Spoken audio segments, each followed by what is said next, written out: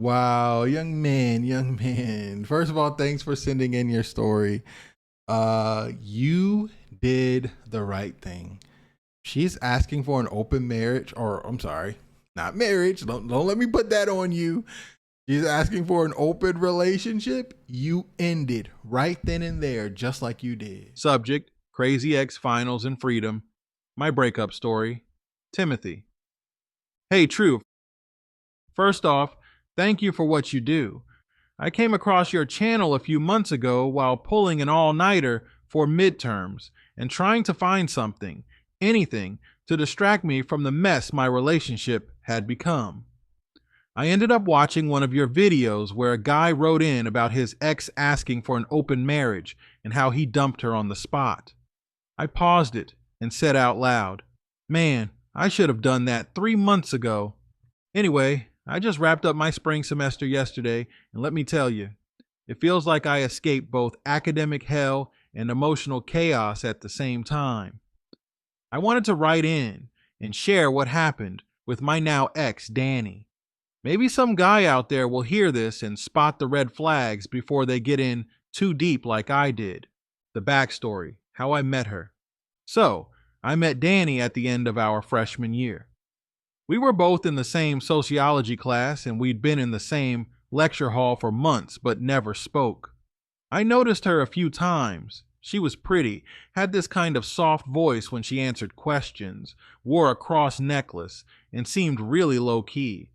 Honestly, I figured she was already dating someone, but one day after class, I saw her sitting alone on one of those concrete benches outside the humanities building, reading what I later found out was a devotional book. I had about 20 minutes to screw off before my next class, and I don't know what hit me, but I walked right over and asked, "Is that a Bible study book or something for class?" She looked up, smiled, and said, "Just something I read in the mornings. Helps keep me centered." And boom, we were talking, just like that. We sat there for about 10 minutes, chatting about faith, classes, college stress, and how we both felt kind of overwhelmed by how fast the year had gone. When I told her I was from Florida, her eyes lit up. Turns out she's from South Carolina and misses the South too. When I asked if she wanted to grab coffee sometime, she smiled again and said, "I'd like that, but just so you know, I'm waiting until marriage for sex." That kind of caught me off guard, but not in a bad way. I respected it. I told her I appreciated her honesty and that I wasn't going to pressure her about anything. She nodded, said she just wanted to make sure we were on the same page. I honestly walked away from that conversation thinking, wow, she's different. Boy, was I right, just not in the way I expected. 5 days later. What even was that? So, we went out for coffee the next day, then dinner the next night, then a campus walks after that. On day 5, we were hanging out in her dorm room, watching the office reruns, and she suddenly turned to me and said, "Can I ask you something? Why haven't you tried to sleep with me yet?" I was completely stunned. I blinked at her and reminded her of what she said when we first met. Her face changed. She sorts of laughed and said, "Oh, I mean, yeah, I said that because that's what I usually tell guys at first. But you're not like most guys." It was like someone took the steering wheel and yanked it off the road. I didn't know what to say. I just sat there trying to mentally piece together what I was hearing. But then she kissed me, and you can guess where it went from there. We started dating right then and there. She said she felt so connected to me and that God brought us together. Looking back now, I feel like such a chump for ignoring the weird contradiction in everything she said. But at the time, I thought I hit the jackpot. Cute girl shared my faith, supposedly, and seemed super into me. The relationship, good times and ignored warnings. Fast forward from that night, and we dated through the summer, fall, and into this spring semester. We spent a ton of time together studying, going to church, movie nights, group hangouts. She met my parents over Thanksgiving. I met hers over Christmas. Things seemed stable on the surface, but that was the thing. It was surface level. because underneath it, there were a few things I noticed and chose to ignore. Stuff that didn't sit right with me, but I brushed off. Looking back now, those were the red flags waving in my face. Here are the big three. Red flag one, the sex lie. Obviously, the first red flag was that whole "I'm waiting until marriage" speech she gave and then completely walked back 5 days later. I mean, I have no issue with someone being religious. I think that's a good thing. But what I don't respect is using religion as a script to appear a certain way and then switching it up like it never happened. She acted like she was being honest, but what she was really doing was testing me, trying to see what kind of guy I was. That whole thing now feels like manipulation, disguised as boundaries. I should have seen it for what it was. Red flag 2. Control games. There were a few times where she'd try to control what I wore, who I hung out with, even how often I called my mom. She once said, "Your mom doesn't need to know everything we do. We're adults now." Another time, she asked me not to go to the gym because there are too many girls there who just want attention. Like, what? I justified it in my head as her being insecure or just needing reassurance. But in hindsight, those weren't insecurities. They were power moves. Red flag 3, the open relationship request. And this was the final nail. It was late April, right before finals. We were sitting at a table in the campus library. She looked really nervous, kept tapping her pen against her notebook. Finally, she said, "Hey, can we talk about something kind of serious?" My stomach dropped. She goes, "So, since we're both going to be home for the summer and long distance is hard, what would you think about trying an open relationship just for the summer, just so we don't feel stuck?" I straight up closed my laptop and said, "Nah, I'm good on that. We're done." She looked like I slapped her. She started tearing up, asking why I was overreacting. I told her that if she wanted other options, she could go ahead and explore them, just not while she was with me. I packed up my stuff and walked out of the library. I think that's the first time in a long time I actually felt proud of myself in that relationship. Her 3 comeback attempts. You'd think that would be the end of the story, but nope. She tried 3 different times to get back together. Attempt 1. She texted me 3 days after the breakup with a photo of a Bible verse and said, "This one made me think of you." I didn't reply. Attempt 2. She accidentally ran into me at the student union, said she was just grabbing food, but then sat down next to me and launched into a speech about how she didn't really mean the open relationship thing, that it was just a test to see how committed I was. I told her, if that was a test, you failed too. Attempt 3, the emails. Yep, she emailed me. Emailed. It was a straight up emotional essay. I read the first few lines and saw stuff like, "God told me in a dream that you're my future husband, and I only said those things because I didn't want to lose you." I couldn't read the rest.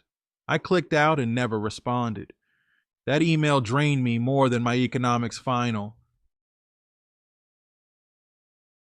Peace at last, she's gone for the summer. Thankfully, she flew back home to South Carolina 2 days ago. I literally saw her post a story of the plane wing with the caption, "Home." I almost cracked open a bottle of sparkling cider in celebration. I'm honestly relieved. It's not that I wish her harm, I really don't. I just need space, real space, not "we're on a break" space, not "let's talk later" space, just peace, quiet, and no more mental gymnastics. My summer plans, growth mode. Now that I've got my summer back, I'm focusing on becoming a better man. That's not just something I'm saying to sound cool, it's something I genuinely feel I owe to myself. Here's what I'm planning. Gym 5 days a week. I let my fitness slide during all the chaos. No more. Daily reading, not just textbooks, real books, biographies, business, mindset stuff. Volunteering. I signed up to help out at a local shelter twice a week. Gives me purpose. reconnect with family, especially my little brother. I want to be a better role model. Work part time, got a job at a landscaping company, helps keep me grounded. And most importantly, I'm taking a hard look at myself and why I let things go on for so long. It's not just about blaming her, it's about being honest with myself. I ignored red flags, I stayed too long. I let attraction override my logic, but that changes now. If you read this on your channel, just know I'm one of those quiet dudes who needed to hear that other men have gone through it too. I'm tired of acting like being treated like garbage is something we should just accept if the girl is cute enough.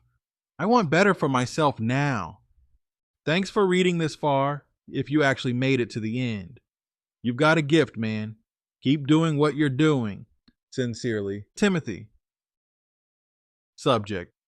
Quick follow-up, Danny's email, for the video. Hey True, it's Timothy again, the guy who wrote you the whole story about my breakup with Danny after she asked for an open relationship right before finals. First off, I just wanted to say thank you. Whether you read my email on your channel or not, just writing it out felt like therapy. But if you do read it, I'd like to ask if you could include something. After I sent that first email to you, I figured I should dig up the exact 2,000 word message Danny sent me. The emotional essay she emailed me a week after the breakup. I wasn't going to read it again, but I did, probably out of morbid curiosity, and it reminded me just how manipulative she could be when she really wanted something. I'm forwarding it below exactly how she sent it. No edits, no commentary. You'll see what I mean when you read it.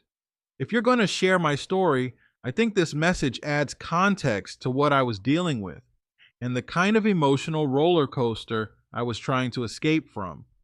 Thanks again for everything you do. Your channel's been a huge part of my healing process. Email. Subject. Please read this. From my heart. Timothy, I know you probably don't want to hear from me right now, and maybe you'll delete this without even reading it, but I'm praying you don't. I'm not writing this to guilt you or to drag things out or to try and manipulate you. I'm writing because my heart is broken and I don't know how to process everything that just happened between us.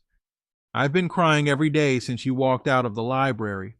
I know you think I betrayed you by asking for an open relationship, but I need you to understand the real reason I brought it up.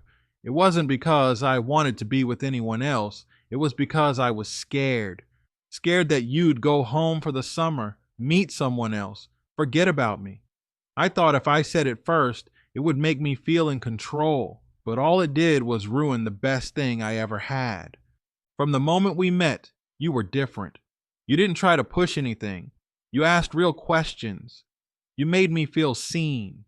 And when I told you I wanted to wait for marriage, you respected it. That's why I let my guard down. That's why I changed my mind. I felt safe with you.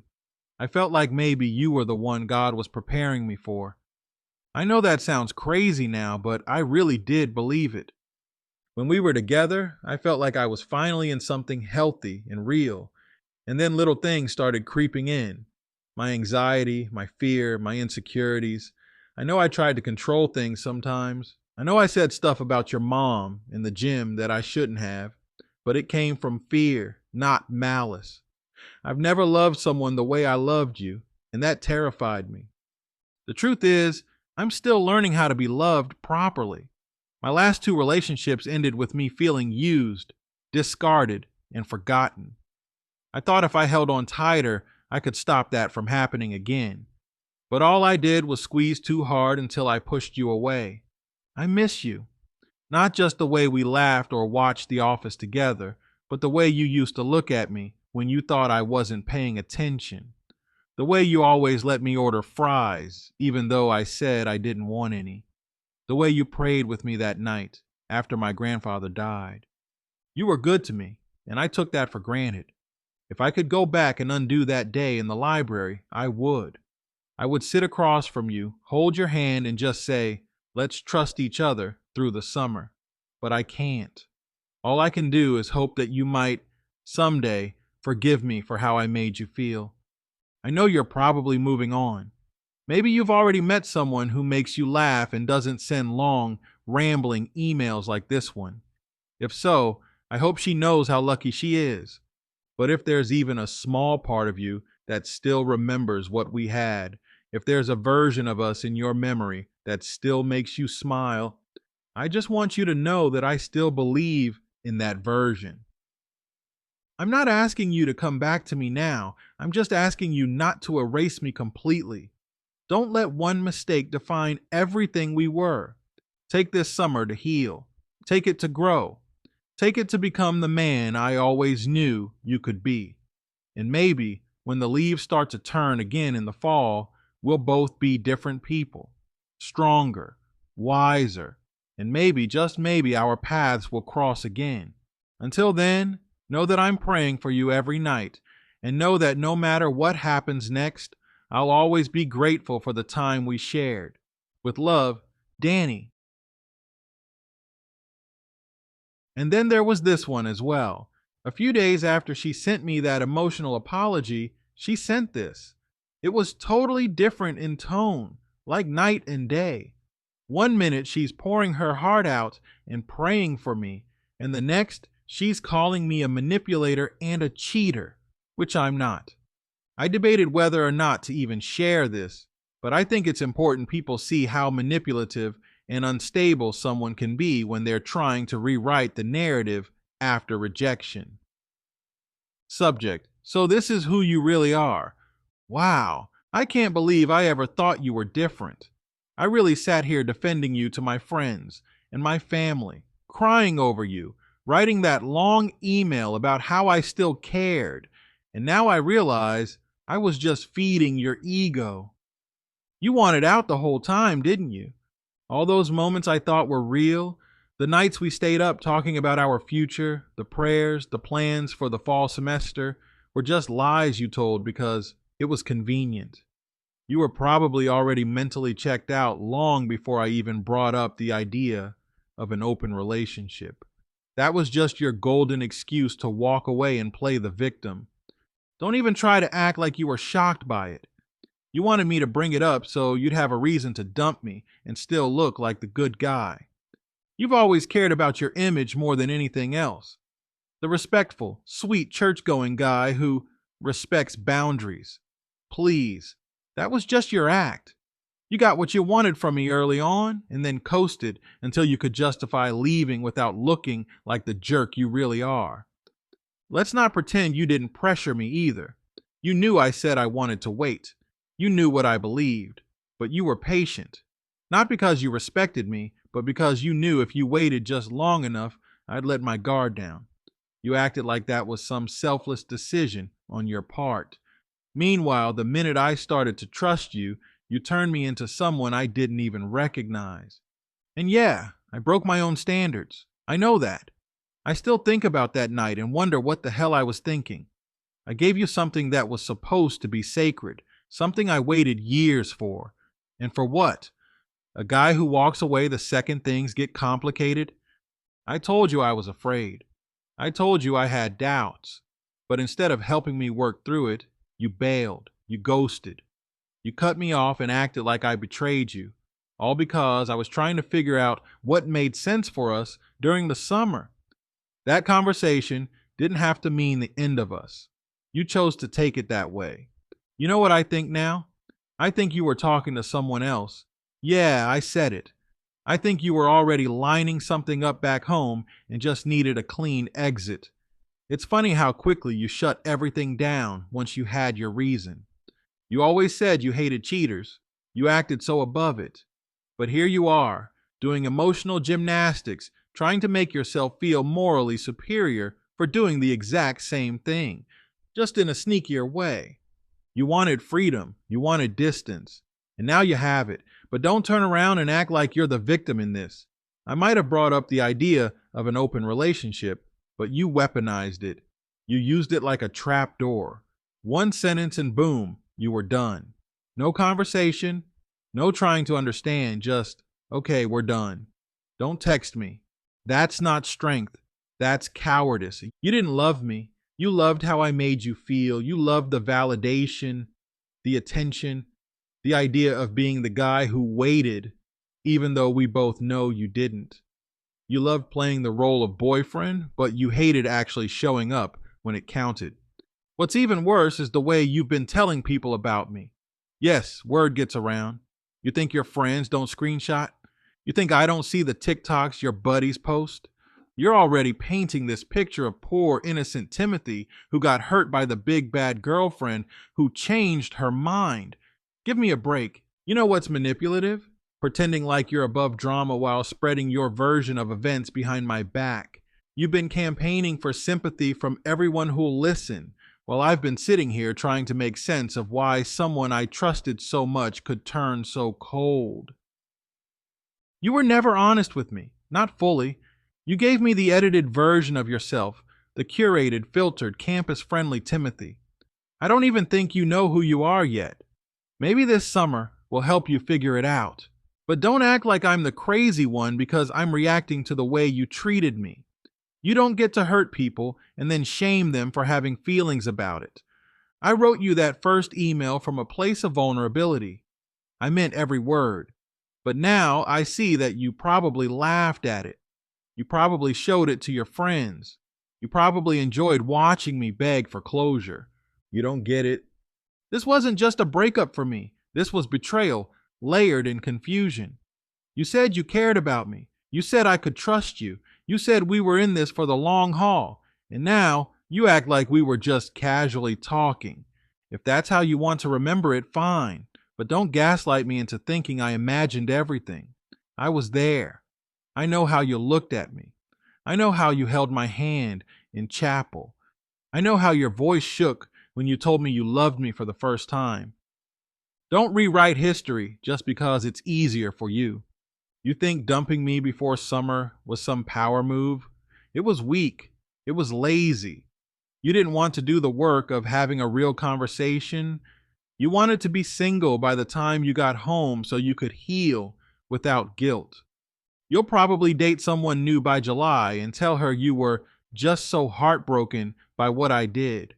And you'll get to be the sweet, misunderstood guy all over again, and the cycle will start again. Meanwhile, I'll be the crazy ex in your story, the girl who changed, the one who wanted too much. Whatever helps you sleep at night, but deep down, I know you. I know that when the lights are off and the noise dies down, this will haunt you. Not because you miss me, but because you'll realize what you threw away. You'll realize that you had someone who actually loved you, even if she was messy, even if she made mistakes, and you couldn't handle it. That's what scares you, Timothy. Not cheating, not betrayal, intimacy. Real, messy, human intimacy. You love the idea of a perfect relationship, but you fall apart the second reality shows up. I wasn't perfect, but I was real. I was trying, and you ran. So go ahead. Tell your version. Make the YouTube video. Be the hero of your own story. Just don't forget who was there when you were stressed about finals, who brought you soup when you got sick, who stayed up all night editing your paper, even when I had my own exam the next day. Who told you that you were worth loving when you doubted it yourself? That was me. And I hope someday, when your next perfect relationship starts falling apart too, you'll remember that love isn't about perfection. It's about choosing someone even when it's hard, even when they mess up, even when they don't say everything right. You chose to quit. I'll never forget that. Danny. I don't understand why they ask for these things and they come crawling back. Please, I was just joking. I didn't mean it. Yes, you did. You meant exactly what you were asking for. And you're right. That red flag you missed. Oh, I don't want to have sex before marriage. Is that okay with you? And then, what, days later, you're not going to sleep with me? What? I thought you didn't want to do. Liar. She was cheating your whole entire relationship. She was sleeping with other people. It's what she enjoys doing. Thanks for sending in this email, guys. Let me know what you think about this in the comments. If you want to send in a story, send it to truestorynation@gmail.com. Here, I'll put it on the screen. That's truestorynation@gmail.com. I'll catch you guys at the next one.